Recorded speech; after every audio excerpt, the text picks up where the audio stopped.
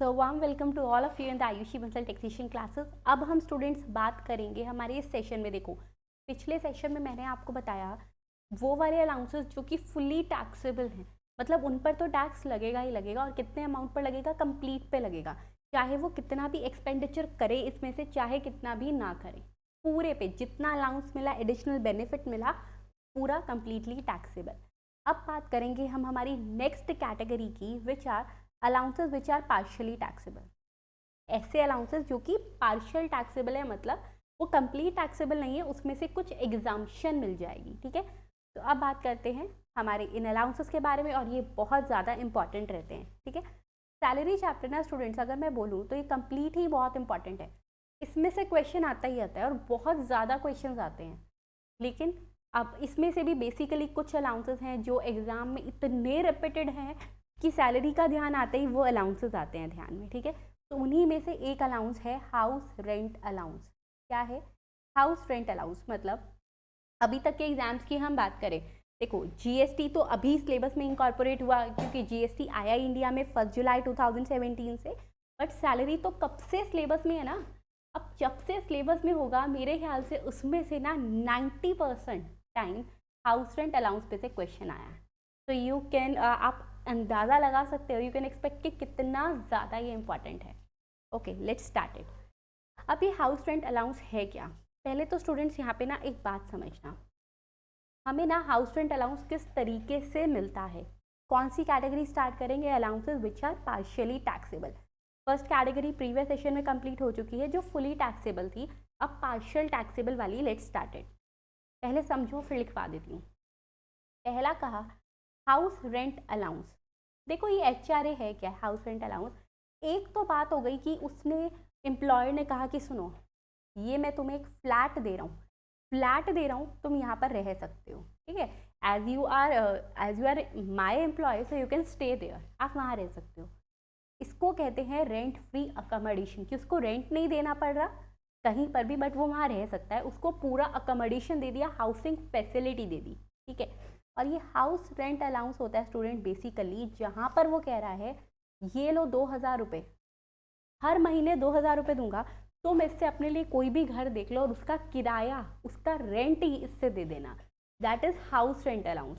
तो आप ध्यान रखना, यहाँ जो हम बात कर रहे हैं वो हम हाउस रेंट अलाउंस की कर रहे हैं, जहाँ पर पैसा दिया गया है, मॉनेटरी बेनिफिट दिया गया। ठीक है, अब ये कैटेगरी ऐसी कैटेगरी है जहाँ पर ये अंदाज़ा लगाया जाता है कि देखो इसका बहुत सारा अमाउंट एक्चुअली में एक्सपेंड हो जाता है एम्प्लॉय का, तो पूरा टैक्स मत लगाओ, हम उसको पार्शियल टैक्सेबल रखेंगे।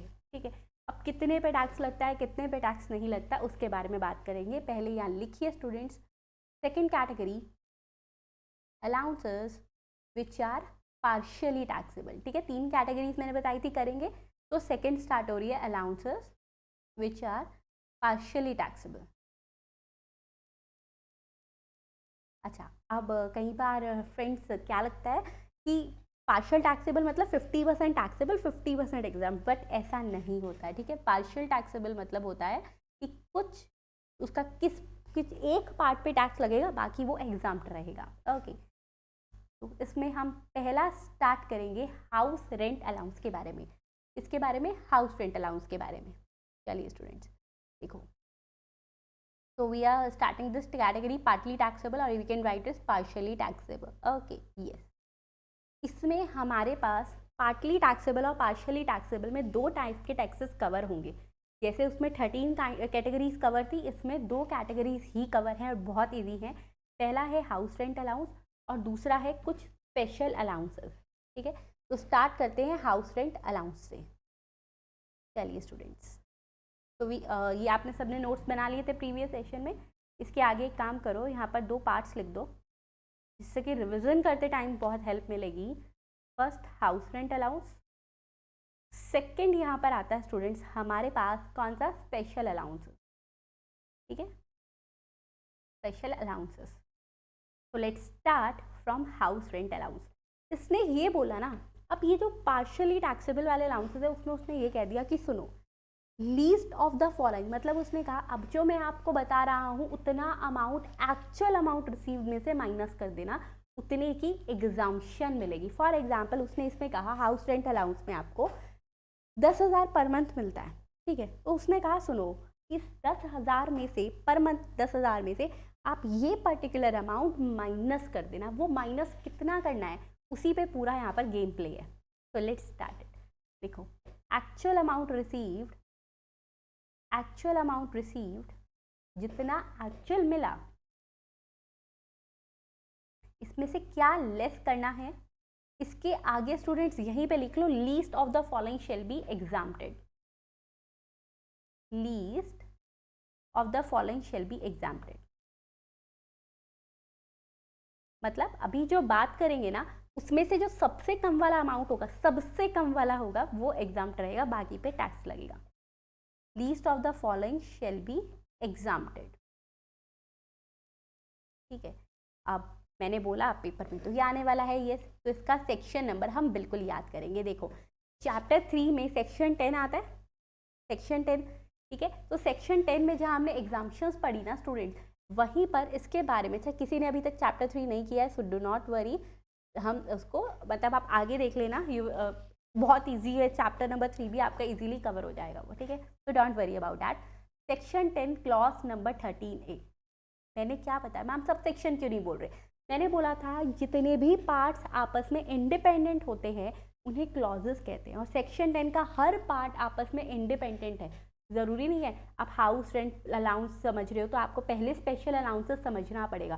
दे are not dependent on each other, they are independent. ध्यान आ गया ना? यस। तो लिखो स्टूडेंट्स, यहाँ पर लिख लीजिए सेक्शन 10 क्लॉज नंबर 13 है, सेक्शन 10 क्लॉज नंबर 13 है, ठीक है। Yes, right it down. तो इसी के आगे लिख लेना सेक्शन 10 क्लॉज नंबर 13A, क्योंकि बहुत इंपॉर्टेंट है तो यस हम याद करने वाले हैं इसको। Least of the following shall be exempted, पहला क्या रहना चाहिए आपको क्या लगता है हर केस में पहला क्या होना चाहिए? अरे जो एक्चुअल अमाउंट रिसीव हुआ है, अब क्योंकि ये हो सकता है ना हम बाकी से निकालें वो 11,000 निकल ले, आप 10 में से 11,000 माइनस करोगे क्या? नहीं।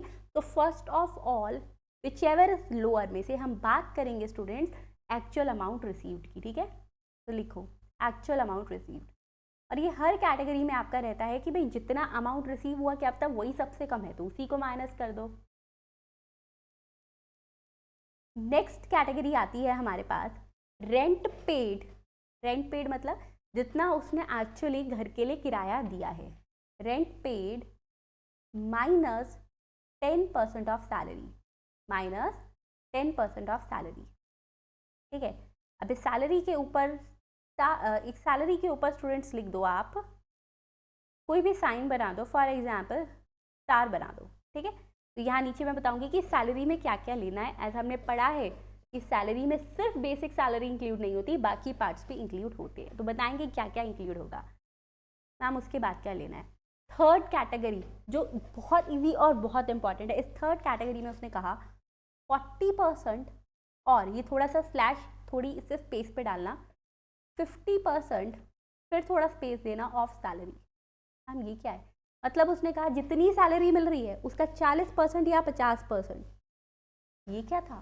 देखो स्टूडेंट्स 4 सिटीज़ को मेट्रो सिटीज़ में कवर किया जाता है, दिल्ली, मुंबई, कोलकाता, चेन्नई। रिपीट करना, Delhi, Mumbai, Kolkata, Chennai. Repeat with me, Delhi, Mumbai, Kolkata, Chennai, metro cities इनको बोला जाता है।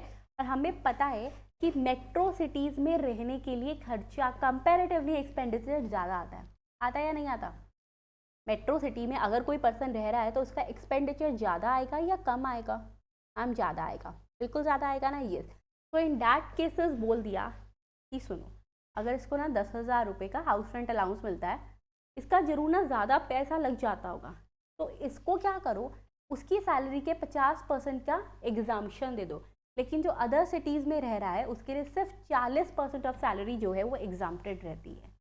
बात समझना, दिल्ली, मुंबई, कोलकाता, चेन्नई में है 50% ऑफ सैलरी लेंगे माइनस करने के लिए, लेकिन अगर अदर सिटीज़ है ना तो वहाँ कॉस्ट ऑफ लिविंग कंपैरेटिवली कम है तो 40%, ठीक है। चलिए लिखिए स्टूडेंट्स यहाँ पर, तो ये 50% वाले के नीचे एरो डाल के लिखना मेट्रो सिटीज़, ये सिर्फ मेट्रो सिटीज़ के केस में रहेगा, ठीक है, मेट्रो सिटीज़। अच्छा, कई बार ना आपको लिखेगा metropolitan cities, so they are the metro cities, complete नाम होता है मेट्रोपॉलिटन सिटीज़, ठीक है, तो डोंट वरी अबाउट दैट।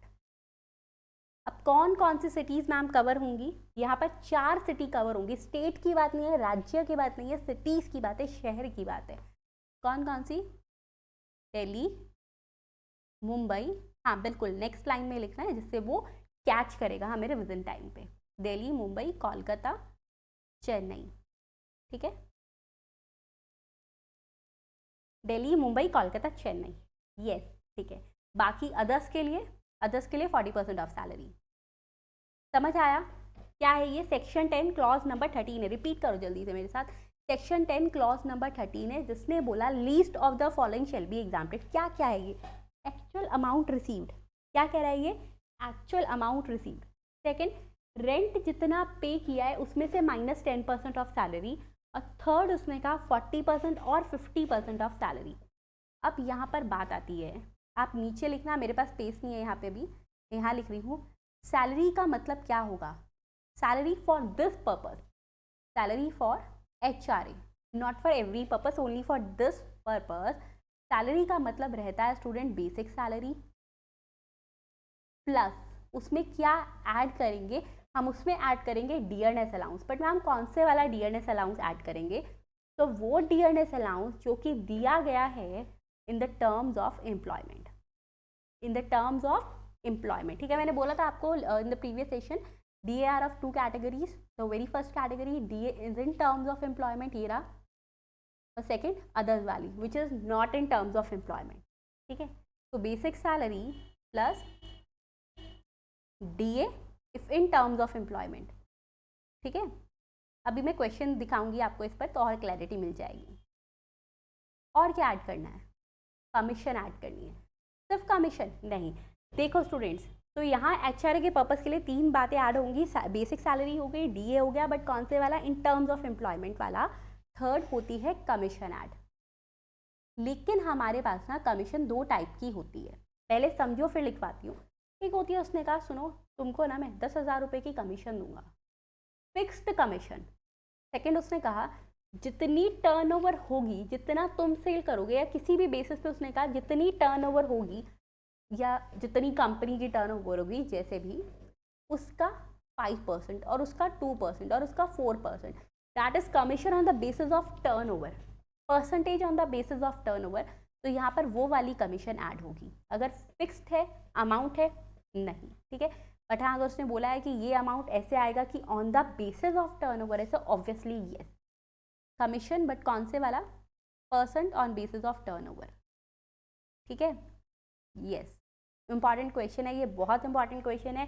तो देख लो, सैलरी में 3 बातें यहाँ ऐड हो रही हैं। पहला उसने कह दिया जी बेसिक सैलरी ऐड होगी। सेकंड DA, बट कौन से वाला DA? If in terms of employment. Third commission, but कौन से वाले कमीशन? अगर वो टर्नओवर के बेसिस पर है। ओके, यस, चलो वेरी गुड। अब इस पर से देखते हैं हम यहाँ पे कि वो क्या कह रहा है। अच्छा, उसने नोट्स में आपको गिवन है, अभी नोट्स लिखना नहीं है, मैं बता रही हूँ कैसे। एग्जाम्शन तब अवेलेबल नहीं होगी अगर वो अपने घर में रह रहा है और उसने कोई रेंट पे नहीं किया। हम ये लिखना है क्या?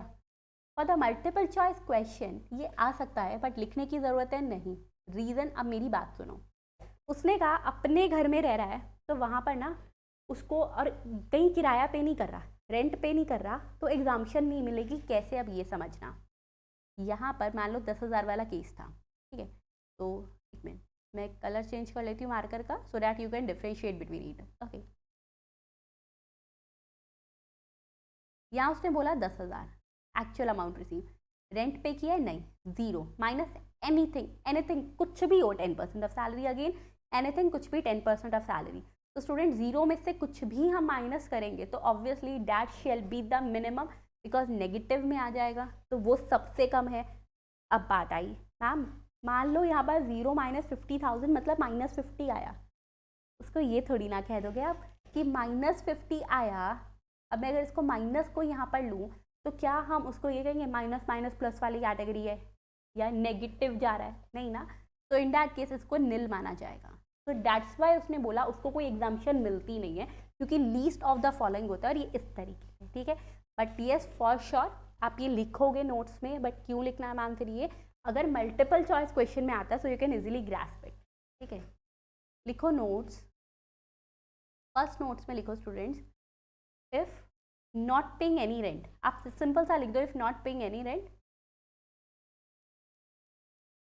तो नो एग्जाम्शन।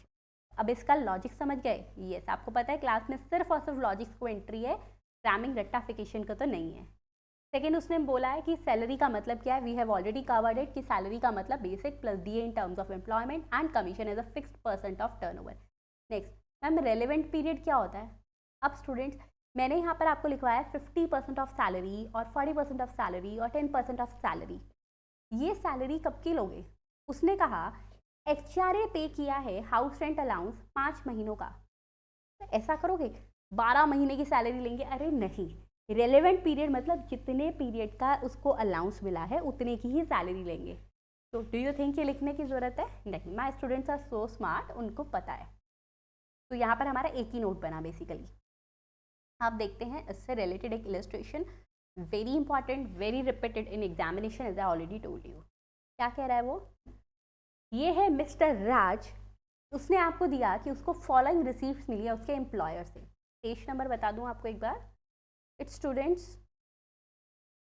पेज नंबर एक मिनट रुकिए, 4.16, पेज नंबर 4.16। ओके यस, चलो सबसे पहले कहा इसने कि देखो मुझे बेसिक पे मिल रही है, मुझे बेसिक पे मिल रही है कितनी, 40,000 रुपये पर महीना, ठीक है। डियरनेस अलाउंस, क्योंकि क्या इसने कुछ अभी डियरनेस अलाउंस के बारे में बोला है? नहीं, सिर्फ इतना पता है डीए मिल रहा है, मतलब इन्फ्लेशन के लिए मिला हुआ है 6,000 रुपये पर मंथ। इन्फ्लेशन मतलब जब लगता है प्राइजेस हर चीज़ के बढ़ रहे हैं। कमीशन मिली है 50,000 पर एनम, साल का 50,000। ध्यान रखना हमेशा टर्म्स पढ़ते टाइम की मंथली है या एनुअली है। Motor car for personal use, जिसका एक्सपेंडिचर जो है वो एम्प्लॉयर ने पे किया है, उसको गाड़ी दे दी अपने पर्सनल यूज़ के लिए और खर्चा एम्प्लॉयर कर रहा है, ठीक है, 1,500 रुपये per month. House rent allowance 15,000 per month.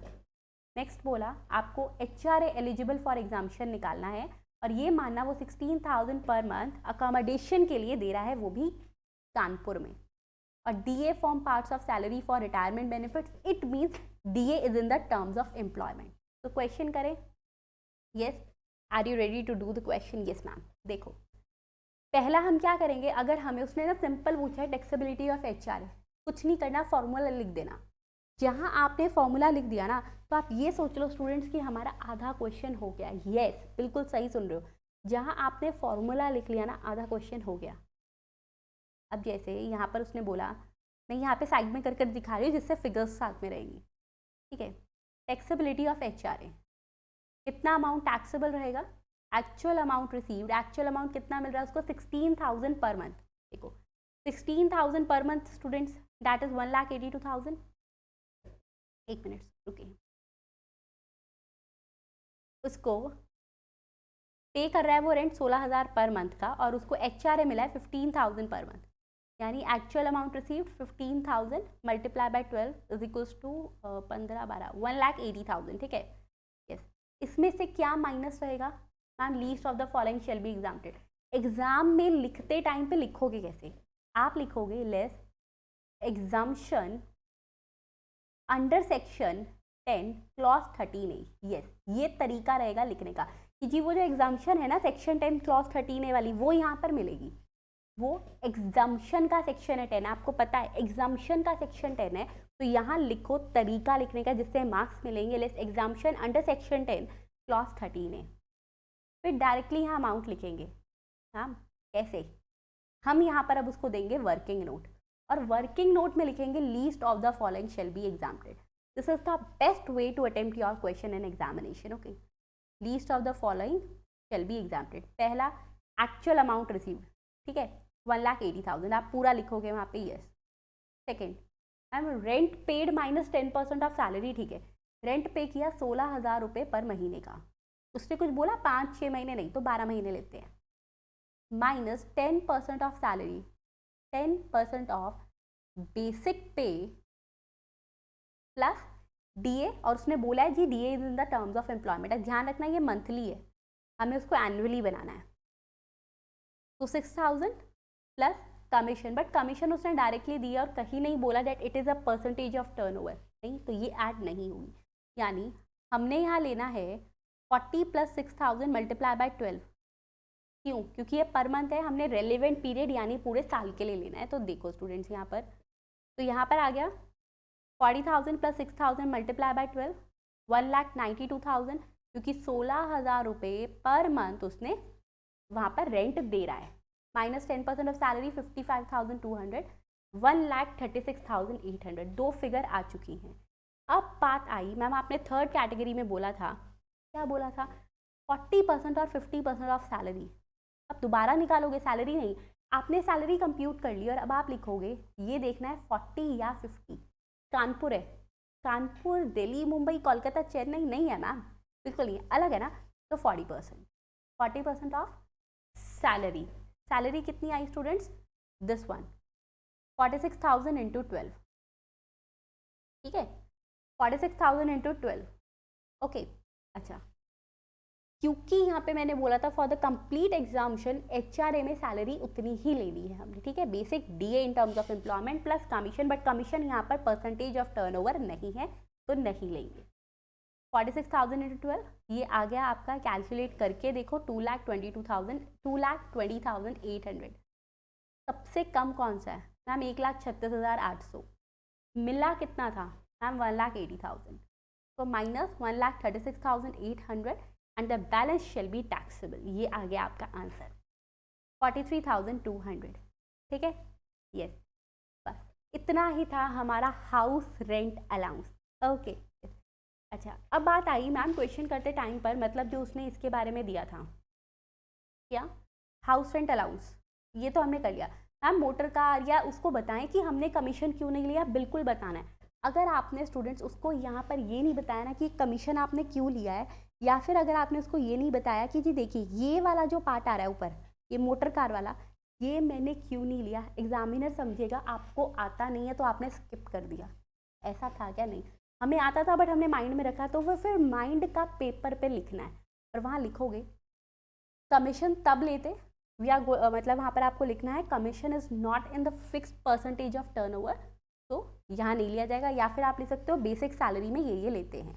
Second, आप ये लिखोगे कि सैलरी में, सिंपल बात है, वरना लिख दो सैलरी में basic plus D in terms of employment plus commission, if a fixed percentage of turnover, so that's why commission और motor car for personal use को वहाँ ऐड नहीं किया, ओके। सो ये क्वेश्चन आई होप आपको समझ आया। अब नेक्स्ट हम बात करते हैं सेक्शन 10 क्लॉज नंबर 14 की। देखो स्टूडेंट, जब भी सेक्शन 10 की बात आएगी ना, तो it's always clause number not the subsection number. लिखने में कोई फ़र्क नहीं पड़ने वाला, बट हाँ, आप सिर्फ पेपर देने के लिए तो नहीं पढ़ रहे, आपको एक सक्सेसफुल प्रोफेशनल बनना है, तो उसके पॉइंट ऑफ व्यू से हमेशा सोचेंगे, ठीक है। तो यहाँ पर स्टूडेंट जो मैंने आपको चार्ट बनवाया था अभी, पार्शियली टैक्सेबल अलाउंसेस का, उसके नीचे लिखो स्पेशल अलाउंसेस। ये सेक्शन 10 क्लॉज नंबर 13A था ना, ये है section 10 clause number 14, clause number 14, ठीक है, यस। अब स्टार्ट करते हैं हम स्पेशल अलाउंसेस के बारे में, लेट्स स्टार्ट इट। यहाँ आया स्पेशल अलाउंसेस, कौन सा है ये मैम, ये वाले स्पेशल अलाउंसेस है। अच्छा, सीक्वेंस में लिख लेना, सेकंड, फर्स्ट एचआरए, सेकंड। पहले तो लिखो सेक्शन 10 क्लॉज नंबर 14। अब स्टूडेंट्स इसमें भी क्या है, इसमें भी आगे दो फर्दर पार्ट्स हैं, यस, बहुत इजी है बट दो फर्दर पार्ट्स है। पहला है सेक्शन 10 क्लॉज 14 का सब क्लॉज नंबर 1, और सेकंड आता है सेक्शन 10 क्लॉज 14 का सब क्लॉज नंबर 2। और ये मैंने आपको ऑलरेडी बताया है, एक साथ ब्रैकेट में नहीं लिख सकते, उसका मतलब चेंज होता है, क्लॉज सब क्लॉज अलग अलग ब्रैकेट्स में।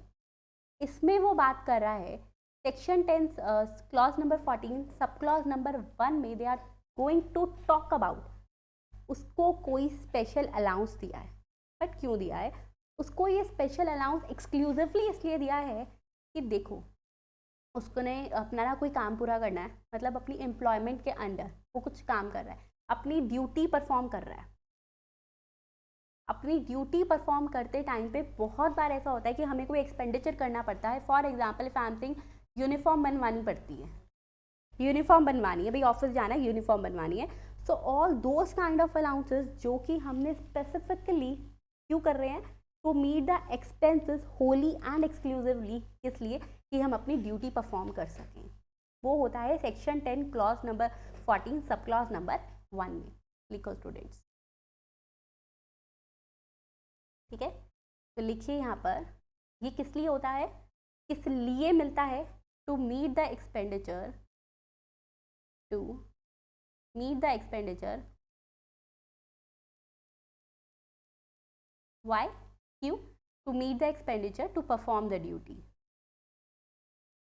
अभी मैं बताऊंगी कौन कौन से हैं वो, टू परफॉर्म द ड्यूटी, ठीक है। अच्छा अब एक बात बताओ, जब वो एक्सपेंडिचर इसीलिए है कि भाई उसको ड्यूटी परफॉर्म करनी है, सो डू यू थिंक कि उस पर उसको कोई लिमिट लगानी चाहिए कि एम्प्लॉयर से सिर्फ इतना ही रिसीव कर सकते हो? नहीं, कितना भी रिसीव करे वो एम्प्लॉयर से, ठीक है। तो no limit on received by employer, no limit in received by employer, कितना भी वो रिसीव कर सकता है। तो मैम ये क्या है, अब आप समझ चुके होंगे, ये है to meet the personal expenditure, to meet personal expenditure. अब एक्चुअली ये पर्सनल एक्सपेंडिचर किस तरीके के होते हैं, तो दे आर सेइंग स्टूडेंट्स कि वो ना घर से काम कर रहा है, ऑफिस से काम कर रहा है कहीं पे, और उसके वो पर्सनल एक्सपेंडिचर्स मीट हो रहे हैं वहाँ पर, ठीक है। तो इन दैट केस उसके लिए उसको कुछ अलाउंसेस दिए section 10 clause 14 sub clause 2। But एक बात बताओ, पर्सनल एक्सपेंडिचर के लिए दे रहा है वो, लिमिट लगाएगा? हाँ लगाई है, इनकम टैक्स एक्ट 1961 ने लिमिट लगाई है, और ये कहा है देयर इज अ लिमिट कि वो कितना एम्प्लॉयर से रिसीव कर सकता है, ठीक है। अदरवाइज उससे ज़्यादा कर रहा है तो मैम टैक्स लगता है, ठीक है। देयर इज अ लिमिट, तो फ्रेंड्स क्या होगा यहाँ पर, जितना बोला उससे ज़्यादा का रिसीव कर रहा है तो टैक्स लगेगा। There is a limit how much he can receive from employer, how much he can, he or she can receive from employer। अब उसने बोला देखो ये लिमिट है कि कितना वो रिसीव करेगा, उसके बेसिस पर, ये देखो रिसीव कितना कर रहा है उस पर लिमिट है। Done, yes, very good. चलो अब बात करते हैं एक एक करके। तो आपको समझ आ गया कि कितना है, अच्छा। लेकिन एक बात ध्यान रखना, सेक्शन 10 सबसेक्शन 14 क्लॉज 1 ने कहा कि अगर उसको, मतलब मैम कोई लिमिट नहीं है तो इट मीन्स उसका फुली एग्जाम रहेगा, रहेगा लेकिन कब रहेगा, जितना रिसीव किया कंप्लीट जो है, अगर उसने उस एक्सपेंडिचर पर लगा दिया, मतलब मान लो उसने यूनिफॉर्म अलाउंस मिला था 10,000 का, और 10,000 उसने एक्चुअली एक्सपेंड किए, सो इन दैट केस कोई दिक्कत नहीं है। बट 9,000 खर्चा किया है तो हाँ फिर टैक्स लगेगा, ठीक है। For the allowances under this category, there is no limit in the amount which the employee can receive from the employer, but yes, जो भी हो वो fully utilize होना चाहिए, ठीक है। देखिए स्टूडेंट्स, बट अच्छा मैं आपको ये सारी स्क्रीन इसलिए दिखा रही हूँ कि देखो ये सब नोट्स बन चुके हैं, अगर आपने नहीं बनाए हैं तो फिर बना लेना, प्रीवियस सेशंस वगैरह कवर करो अच्छे से। No limit in received by employer, but utilize whatever is received, but utilized whatever is received।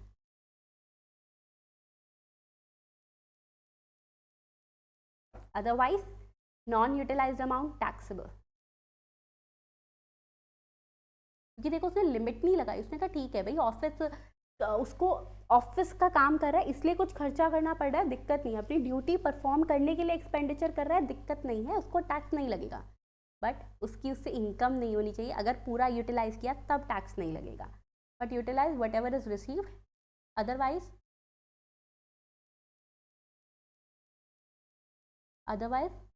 Non utilized amount taxable.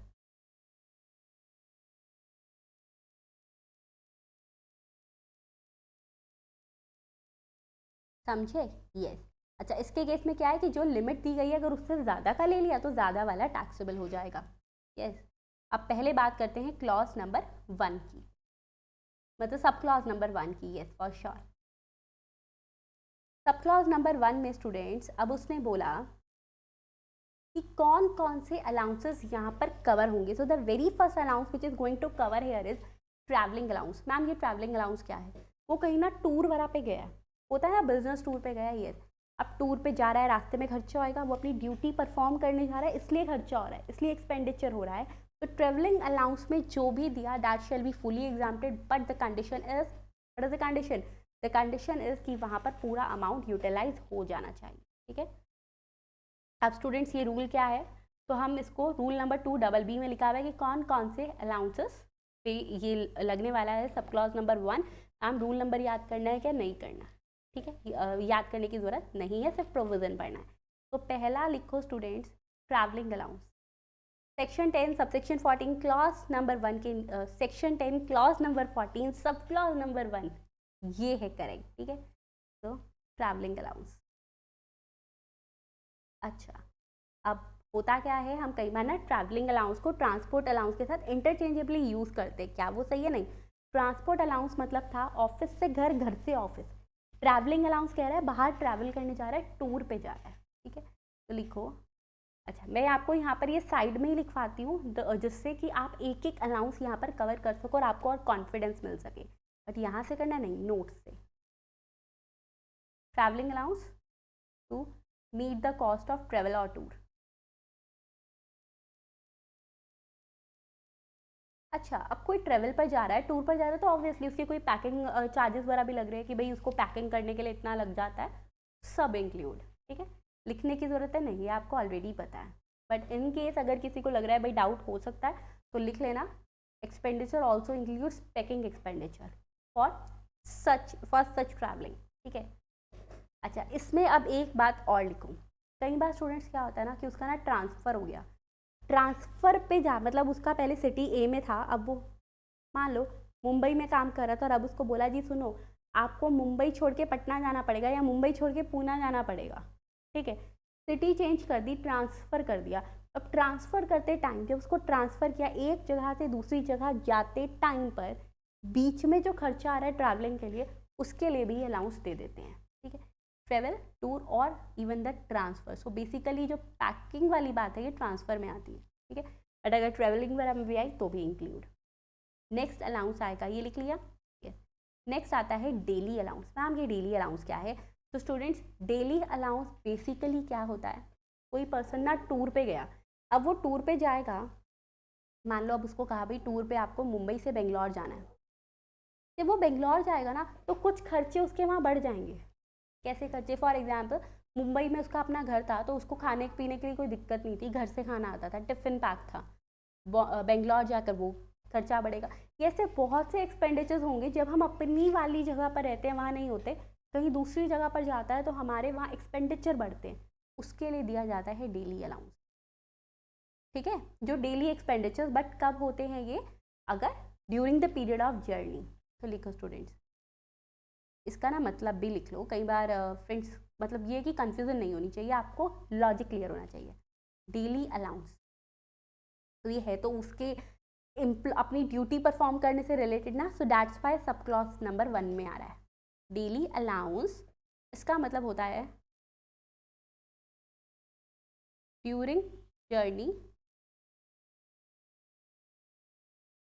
To meet additional expenditures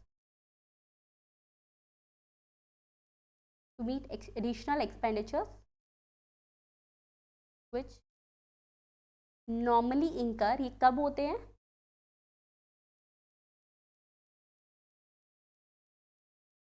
if stay in place other than normal residence. stay in place other than normal residence place. ठीक है.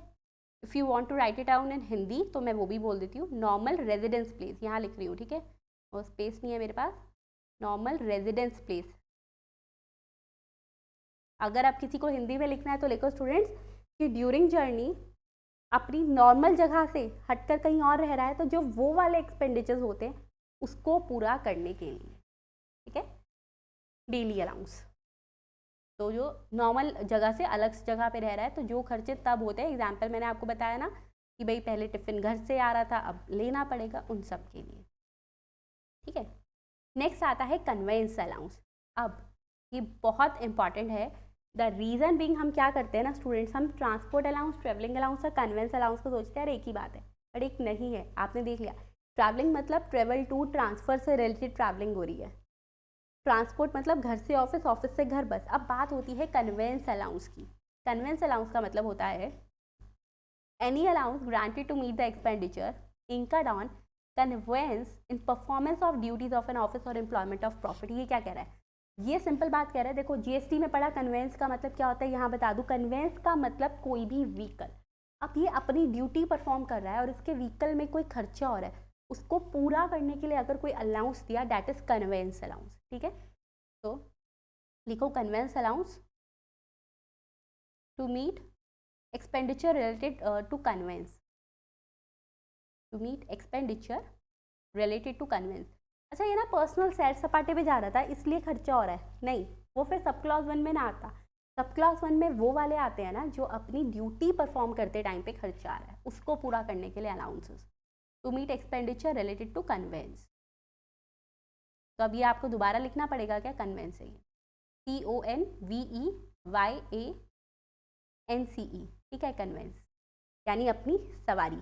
चलो, मतलब that is a vehicle. Okay, अब बात आई, लिखना पड़ेगा duty पूरी करते टाइम, नहीं, हमें पता है सब क्लॉज 1 है ही उसके लिए। नेक्स्ट आता है हेल्पर अलाउंस। मैम ये हेल्पर अलाउंस क्या है? अपना कई बार पर्सन को पता है, देखो इससे अकेले से काम नहीं हुआ। Not the servant allowance, servant allowance होता है घर के लिए। ये सारे एक्सपेंडिचर्स वो हैं जो उसने ड्यूटी परफॉर्म करने के लिए, इससे नहीं होगा काम। लैब है, इसको एक हेल्पर चाहिए भाई, बार बार जो है उसको रिसर्चेस पकड़ानी है या कुछ भी है तो उसको चाहिए। बिजनेस है, उसको चाहिए फाइल्स पकड़ाने वाला के लिए। ऑफिस ने कोई उसके आगे सबॉर्डिनेट नहीं रखा तो उसको कहा एक काम करो, देखो हमने तो आपके लिए कोई सबॉर्डिनेट नहीं रखा, आप हमसे 9,000 रुपये पर मंथ का हेल्पर अलाउंस ले लो, आप अपने लिए हेल्पर बुला लो, अपने आप हेल्पर बुला लो, that is the helper allowance. ठीक है, फोर्थ आता है हेल्पर अलाउंस। अब माइट भी आप सोचेंगे मैम इतने सारे अलाउंसेस याद कैसे रहेंगे? I can assure you and I can guarantee on it, salary chapter complete होने के बाद आप मुझे मैसेज करोगे मैम हर अलाउंस याद है। इतनी प्रैक्टिस करेंगे ना, इतनी प्रैक्टिस करेंगे कि आपको याद होगा। ओके, अभी सिर्फ एक बार इसके प्रोविजंस समझ लो, after that we will start the practice. Helper allowance, ठीक है, तो सर्वेंट अलाउंस और हेल्पर अलाउंस और डिफरेंस। अब यहाँ लिख लेना, टू अपॉइंट हेल्पर। अब हेल्पर को फ्रेंड्स आप सर्वेंट नहीं समझोगे, ठीक है, to appoint helper to perform duties of office. अब यहाँ मैं ये वर्ड इसलिए लिखवा रही हूँ कि आप गलती से भी उसको सर्वेंट के साथ मिस इंटरप्रेट ना कर दो। To perform is to perform, perform लिख लेना, to perform duties, to perform duties of office. Okay, ये नेक्स्ट आता है research allowance which is very important. अब पता है पर्सन को, देखो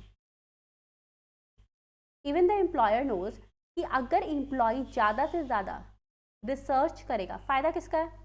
मैम एम्प्लॉयर का है। क्यों? वो नई नई टेक्निक्स निकाल सकता है, नया कुछ रिसर्च करेगा, R&D करेगा। रिसर्च मतलब होता है ना, हम कॉस्टिंग में भी अलग से खर्चा रखते हैं, R&D का अकाउंट्स में भी रखते हैं। R&D that is a research के लिए जो भी होता है, हम कहते हैं भाई जितनी रिसर्च करेगा उतना अपने ही बिजनेस का प्रॉफिट है।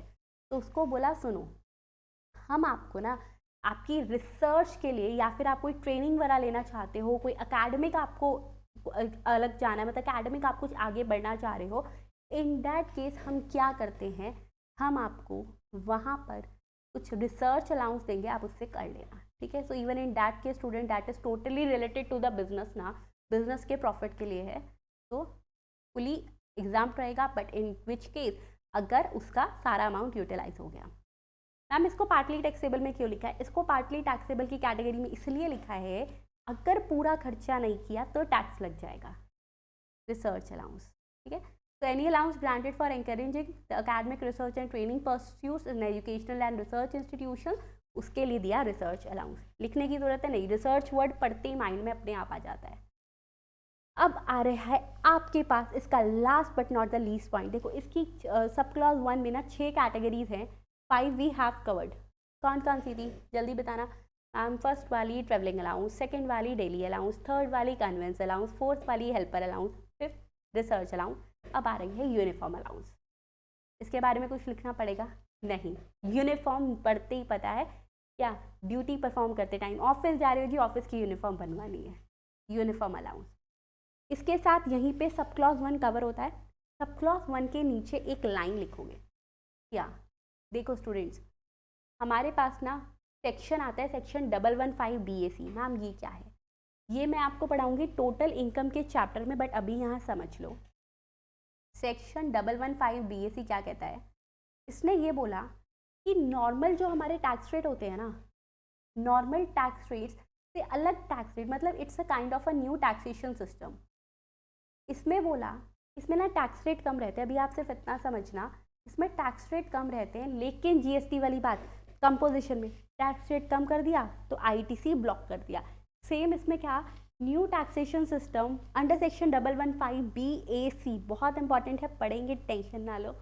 इसमें उसको एग्जाम्पशंस कम कर दी, पता है कितनी कम कर दी, इवन ये कह दिया आपने यहाँ पर 6 पढ़े हैं, 6 अलाउंसेस पढ़े हैं, इन 6 में से सिर्फ जो पहले वाली 3 अलाउंसेस है ना, उन्हीं की उसको एग्जाम्पशन मिलेगी अगर उसने 115 BAC में टोटल इनकम पर टैक्स लगवाया। कौन से वाली, जो उसकी ट्रेवलिंग से रिलेटेड है, बस उतनी, मतलब ट्रैवलिंग अलाउंस, डेली अलाउंस और कन्वेंस अलाउंस। इसके अलावा स्टूडेंट्स एक भी उसको यहाँ पर एग्जाम्पशन इस क्लॉज से नहीं मिलेगी, सब क्लॉज से नहीं मिलेगी।